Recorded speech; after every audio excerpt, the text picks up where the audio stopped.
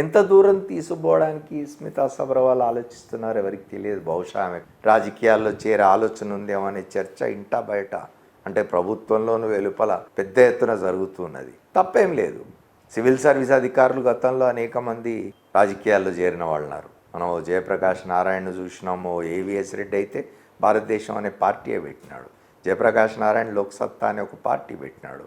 అట్లాగే ఐపీఎస్ అధికారి బహుజన సమాజ్ పార్టీలో చేరి అక్కడి నుంచి వచ్చి ప్రవీణ్ కుమార్ ఇప్పుడు బీఆర్ఎస్లో ఉన్నాడు. అట్లా అనేక మంది ఒరిస్సా కాడర్కి చెందిన ఐఏఎస్ ఆఫీసర్ మహంతి, నిన్న దాకా ముఖ్యమంత్రిగా ఉన్న కేజ్రీవాల్ కూడా సివిల్ సర్వీస్ అధికారే.